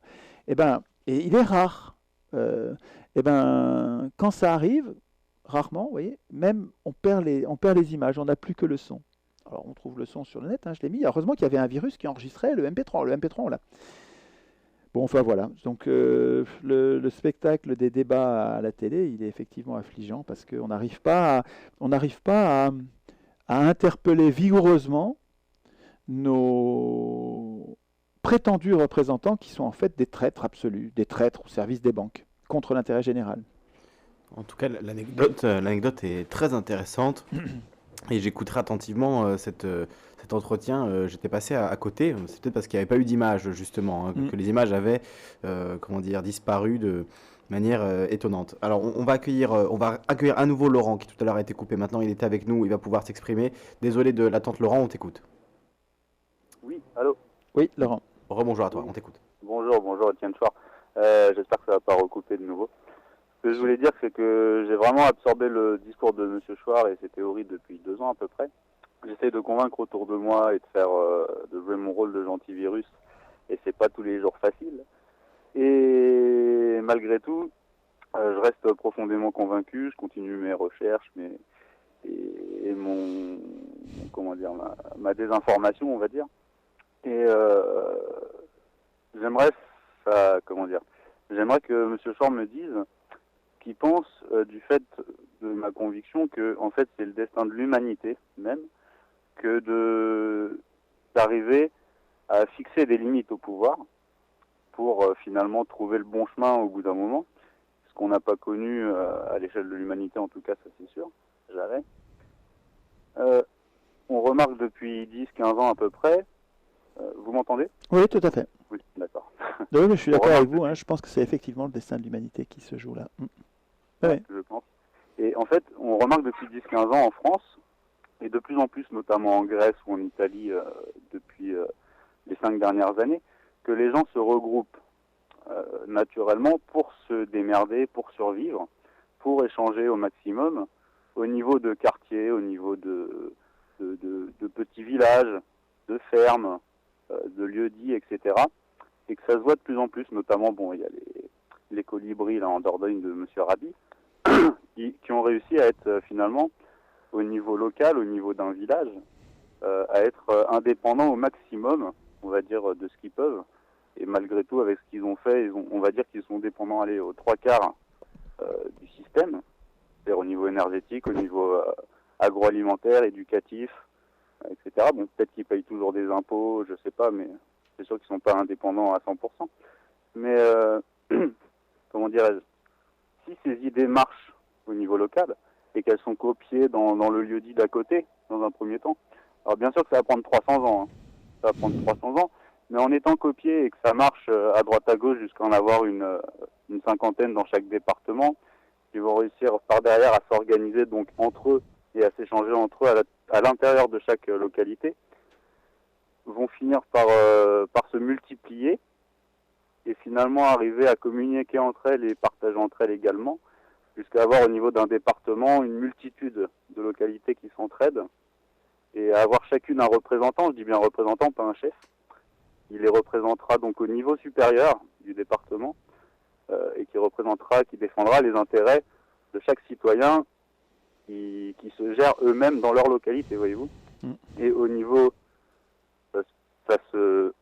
au cours des décennies, voire des siècles, ça se multipliera dans tous les départements pour faire des représentants de départements qui s'uniront au niveau des régions jusqu'à avoir un représentant national et qui pourra garder son pouvoir et, entre guillemets, qui sera géré à chaque fois par le niveau inférieur, qui sera géré lui-même par le niveau inférieur jusqu'à arriver à la base de la pyramide. Et là, la pyramide serait renversée. Et quand ça marchera au niveau national et que ce sera copié dans d'autres pays, encore quelques siècles supplémentaires, on arrivera à une mondialisation dans le bon sens, où chaque pouvoir sera géré par le niveau inférieur, qui sera géré à chaque fois, au bout du compte, par les citoyens. Voilà, je voudrais avoir ce que M. Chouard en pense, si éventuellement on pouvait accentuer cette théorie en plus, et aussi savoir ce qui s'est passé vendredi, parce que je crois qu'il était vendredi à Paris. Je suis encore à Paris là. Y aller. Vous êtes encore? Moi, je suis en Seine-et-Marne, voyez-vous, donc je suis pas très loin, mais j'ai pas pu vendredi venir. Et en tout cas, voilà, je voulais vous dire que moi, je suis un peu ému là aujourd'hui de vous avoir parce que j'ai entendu que vous étiez en direct, je me suis dit je saute sur mon téléphone. Mais je suis au boulot là. Et en tout cas, je voulais vous dire qu'à mon avis, c'est vraiment la destinée de l'humanité ça. Et que voilà, comme vous le dites, hein, c'est une éducation populaire à faire, etc. Voilà, je vais vous écouter, je vais raccrocher. Et j'espère à une prochaine fois. Voilà. Merci beaucoup, Laurent. Merci Laurent. Je suis d'accord avec vous. Je pense que c'est de ce niveau d'importance le destin de l'humanité. Oui, oui. C'est-à-dire que l'évolution des pouvoirs, des abus de pouvoir et des guerres, la taille des guerres, la violence des guerres, la taille des massacres, les chiffres des massacres vont tellement en grandissant avec la toute-puissance de plus en plus absolue des personnes morales, puisque nous avons inventé un monstre qui s'appelle les personnes morales. Donc c'est les entreprises qui ont une faculté de concentration des capitaux qui nous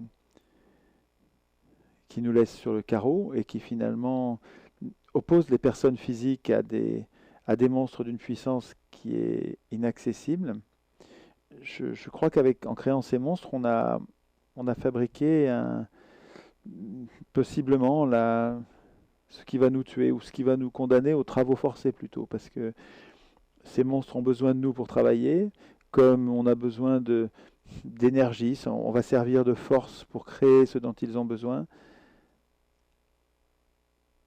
mais sans que nous comptions pour rien. Et si on s'oppose, on aura la guerre, c'est comme ça à chaque fois. Lisez Guillemin, vous allez voir l'histoire de la guerre de 1870, l'histoire de la guerre de 14, l'histoire de la guerre de 39-40. À chaque fois, c'est les banques, à chaque fois, c'est les riches, les centres-gauches, entre guillemets, qui déclenchent les guerres sciemment pour se débarrasser de la cariatide qui est en train de bouger. Donc ça va à nouveau se passer. Enfin, le problème, c'est qu'on ne voit pas pourquoi ça ne se passerait pas, quoi. Je veux dire, qu'est-ce qui a changé qui ferait que ça ne se passerait pas? J'ai peur de ça. Et donc, si on arrivait à être des millions à enfin écrire nous-mêmes les règles du pouvoir, donc on pourrait couper le cordon qui permet, la procédure qui permet aux riches de prendre le pouvoir, c'est le suffrage universel. Le faux suffrage universel.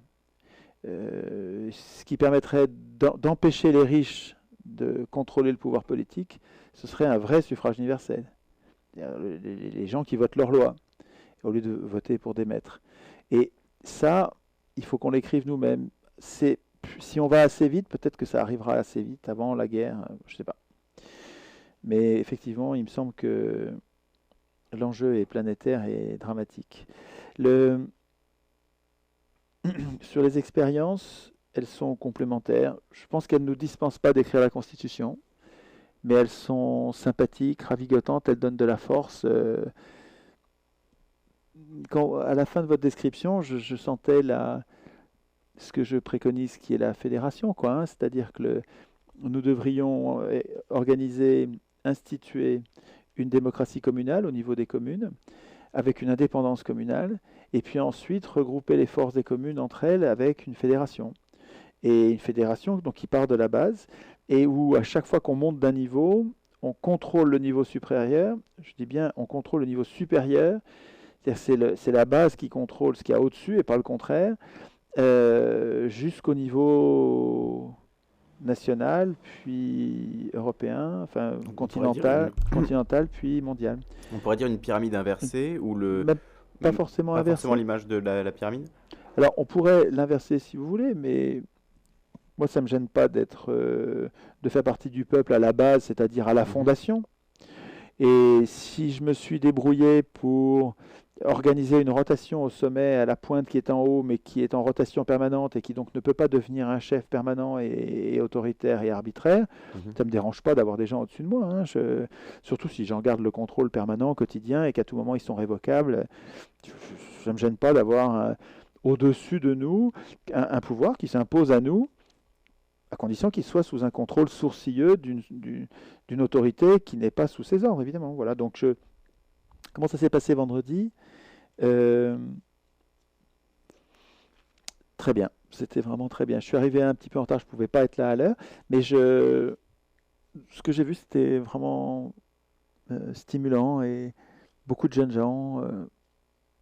C'était intéressant, c'était bien. J'ai découvert Alexandre Contos, avec qui j'avais parlé assez longuement au téléphone avant, et puis que j'ai revu 5-6 heures hier encore, et qui est quelqu'un d'absolument passionnant, qui connaît la Grèce antique comme sa poche, et qui est un puits de science, et qui défend le tirage au sort depuis des décennies, bien avant nous, et qui est tout content de voir enfin cette idée à laquelle il tient tant émerger enfin, avec tant d'énergie, tant de jeunes gens.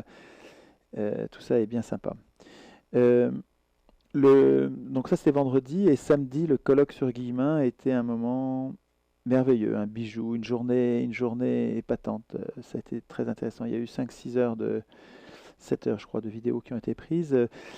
C'était très très riche, très intéressant. C'est sur Guillemin et Robespierre.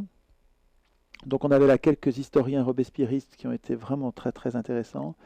Il y en a un notamment qui m'a frappé, marqué, qui s'appelle Olivier Blanc et qui nous a parlé des espions de la République,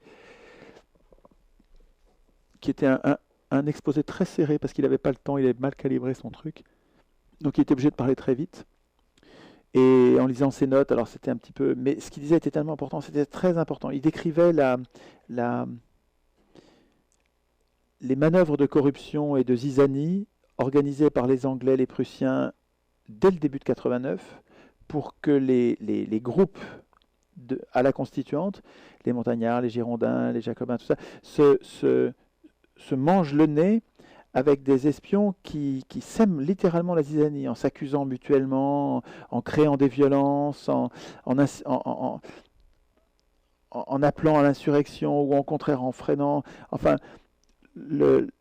l'organisation de la zizanie, la désorganisation de la révolution, vue de l'étranger, payée par l'étranger avec des fortunes, et Barrère en centre de la corruption, Barrère en épouvantable affreux Jojo. Ah, c'était vraiment passionnant ce truc-là. Il faut absolument que je réécoute ça parce que c'était tellement dense que bon, j'arrivais plus à noter. Et puis il faut le réécouter. C'était vraiment très intéressant. Il écrit un bouquin qu'il faudra se procurer.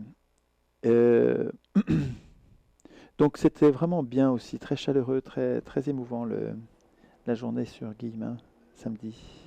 Et donc les vidéos de ces 2 journées seront disponibles sur Internet prochainement? Prochainement, voilà. Le gars qui a filmé est quelqu'un qui travaille très bien, qui est très soigneux, très, très efficace. C'est un magicien de l'image et normalement devrait avoir une bonne captation. Il est un petit peu inquiet sur le son, mais sur l'image, il était content. Donc ça, je ne sais pas ce que ça va donner, on verra. C'est dans une belle salle, quartier latin. Alors il nous reste encore un peu plus de 20 minutes à passer ensemble. Peut-être pas tant que ça, il faudrait que je parte à moins 10, moins 5. Bien, on va prendre un dernier auditeur. Alors, désolé pour les très très nombreux appels qu'il y a eu. J'ai préféré, et je pense que tu le préfères aussi, Étienne, que chaque auditeur puisse poser ses questions et que tu puisses leur répondre longuement. Oui, il faut que je fasse plus vite, il faut que je réponde plus plutôt vite. Que d'avoir 15 auditeurs et de passer tout ça en 15 minutes, de se dépêcher. C'est pas bien ça. C'est quand même plus intéressant de prendre le temps. Donc, on va accueillir Pierre à présent. Oui, bonjour. Bonjour Pierre, on t'écoute. Je suis de ce que tu as dit sur ce qui a été dit sur Montaigne, je crois, qui a dit qu'on apprenait plus des fous que des sages, un truc de genre-là. Oui. Alors, moi, j'ai pris un psychique, alors les sages ont plus... j'ai parfois des idées. La phrase exacte. Je veux quand même dire que, oui. Les sages ont plus à apprendre des fous que les fous des sages. Voilà. Bon. Alors, ça se discute. Enfin, bon, j'ai moi des problèmes psychiques. J'ai été à l'hôpital pas mal de temps. Des gens qui ont des problèmes psychiques, j'en ai rencontrés. Il y en a qui ont des idées vraiment particulières, si on peut dire. À mon avis, on a peu plus apprendre des sages que des fous. Hein. Les fous, dans le Torah, on dit qu'on va prendre de tout le monde, d'accord. Mais enfin, en général, quand même, en général, on apprend quand même beaucoup plus des sages que des fous, à mon avis. Bon, ceci dit... Pierre ? Oui. L'idée de Montaigne qui est vraiment stimulante, je trouve, c'est que on apprend mieux en s'opposant qu'en suivant un modèle. C'est une question de folie, là, et on peut être opposé sans être fou, enfin, je vois pas le rapport. Non, mais quand je vois quelqu'un que je considère comme fou, mais c'est pas forcément, je pense pas qu'il pense au fou au sens clinique, au sens médical, au fou, c'est-à-dire celui qui se trompe pour l'instant, celui qui donne l'impression de se tromper, m'apprend plus par l'erreur que je vois et les conséquences de l'erreur, et puis que j'intègre en m'y opposant, en disant ça, il ne faut pas faire ça, ça m'apprend plus que de voir le modèle inverse, que de voir le gars qui fait bien et puis tout se passe bien, ça m'apprend moins que de voir quelqu'un en train de se tromper et qui subit ses erreurs. Il peut te tromper toi-même, c'est ça le risque. Alors- Alors que le type qui est dans le vrai, autant l'écouter s'il est vraiment dans le vrai. Enfin voilà, bon, ceci dit, je téléphone aussi pour dire que le système actuel a ses défauts dans les démocraties, ou de supposait tel.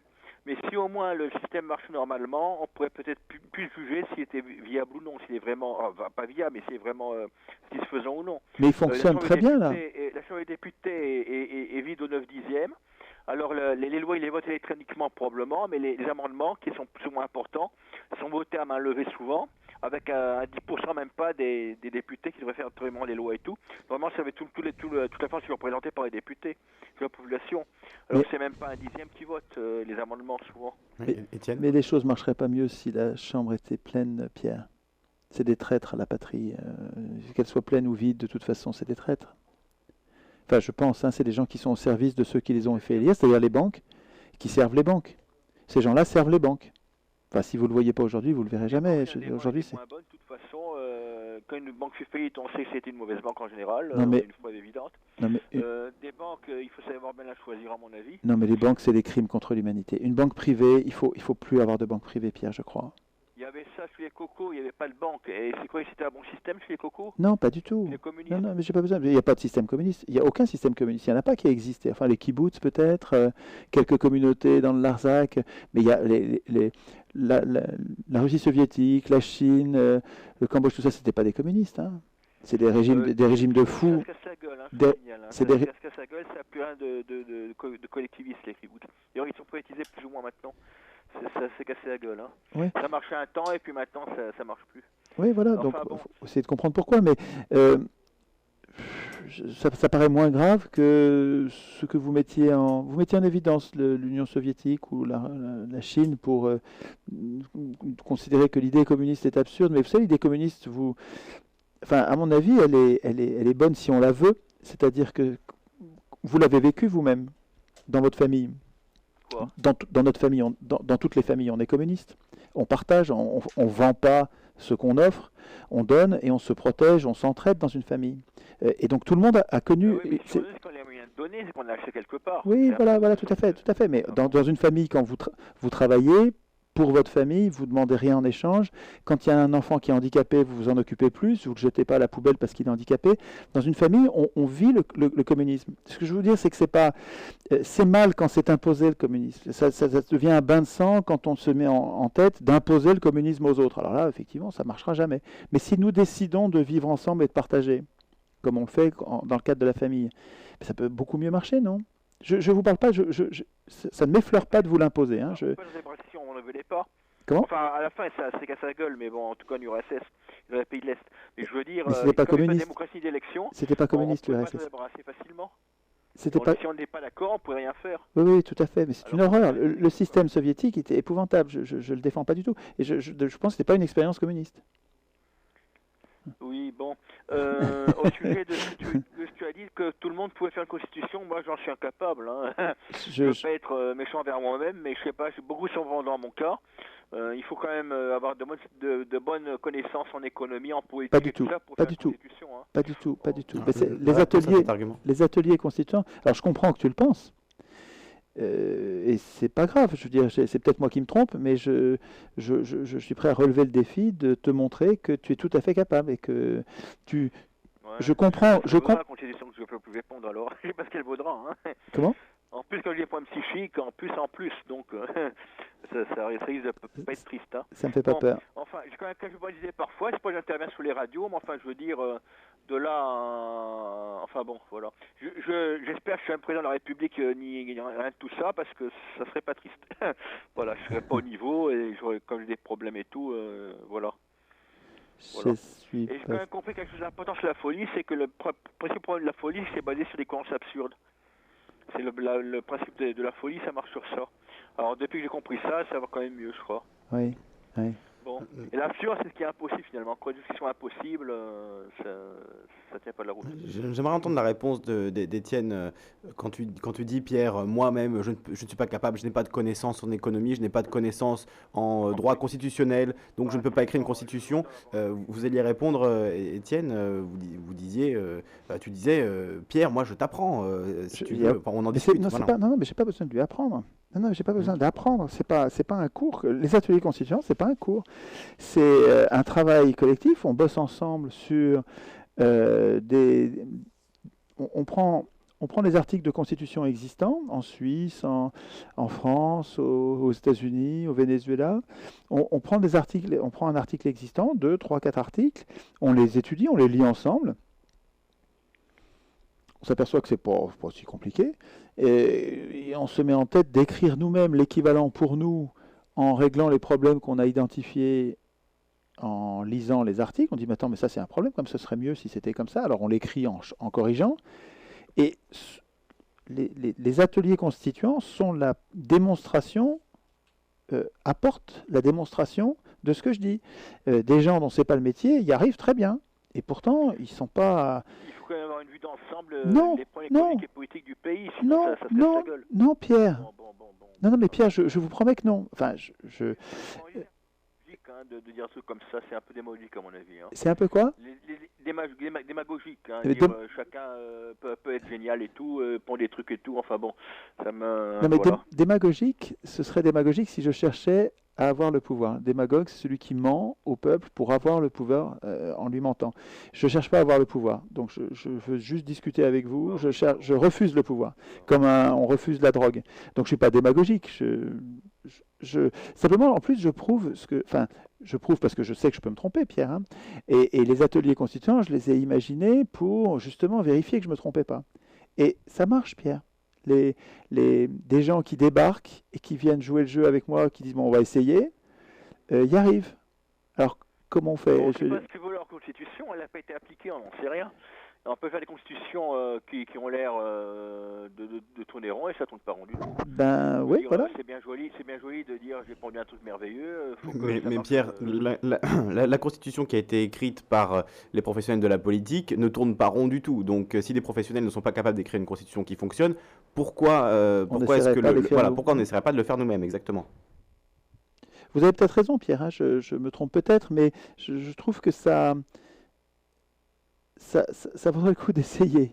Parce que pour l'instant, ça va si mal. Ils ont si lamentablement merdé, et évidemment merdouillé, que on va avoir du mal à faire pire, quoi. Hein. Surtout que je vous dis, c'est frappé au coin du bon sens. Ce qu'ils écrivent, c'est exactement ce dont on a besoin. Des mandats courts, non renouvelables ou peu renouvelables, des élus qui rendent des comptes, qui sont punis quand ils n'ont pas rendu des comptes ou quand ils rendent des comptes mauvais. Une initiative populaire qui est toujours possible. C'est pas bien compliqué, vous savez, Pierre. Hein. C'est pas compliqué ce qui nous manque. Hein. C'est juste les élus en veulent pas parce que c'est contre leur intérêt personnel. Mais c'est pas compliqué. C'est pas techniquement compliqué. Il s'agit pas. Je ne vous parle pas de prendre les décisions politiques au jour le jour. Je vous parle de la Constitution, c'est-à-dire des règles qui vont permettre de garder le contrôle de nos élus. Bon, ça, c'est pas compliqué, hein. Vraiment pas compliqué. Il est parti. Oui, il est parti, Pierre. Il a été coupé par la technique il y a juste quelques secondes. Voilà, j'espère qu'en tout cas, ça a répondu à sa question. On arrive malheureusement déjà au terme de cette émission. Un mot pour conclure, Étienne. Quel message vous avez envie de passer aux auditeurs avant de refermer cette émission? Je pense qu'on n'a pas de problème technique. On a bien identifié nos problèmes techniques. On a les solutions techniques. En tout cas, on a plein de solutions d'ailleurs variées, techniques. Il y a plusieurs options, tout est prêt. On a par contre un problème politique. On a un problème politique. On n'a pas plusieurs problèmes techniques. On a un problème politique. Notre problème, c'est que nous n'avons pas de constitution. Nous n'avons pas de constitution. Et si on en veut une, il faudra l'écrire nous-mêmes. Donc, il faut qu'on s'y colle, il faut qu'on arrête de parler de recettes de cuisine à la maison, ou de parler de foot, ou de conneries, je sais pas, moi, ça urge. Il faut qu'à la maison, on change nos sujets de conversation, et en nous-mêmes, quoi, hein, qu'on s'en occupe, qu'on s'occupe de... Si on avait la possibilité de reprendre le contrôle de nos acteurs politiques, qu'est-ce qu'on écrirait comme règle? Parce que c'est bien gentil de râler en disant ils sont tous pourris. Mais qu'est-ce que vous écririez comme règle si vous aviez le pouvoir d'être constituant?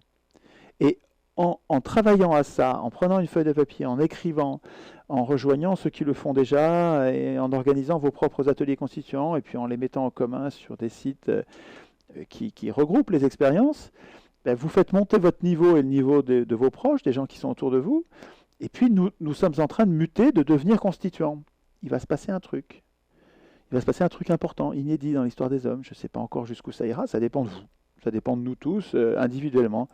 Moi, je me donne un mal de chien, je fais ce que je peux, mais si je suis tout seul, il ne se passera rien. Voilà, ça ne changera rien. Si je suis tout seul, il ne se passera rien. Bon. Et je ne cherche pas le pouvoir, je cherche à nous sauver de la débâcle et des injustices.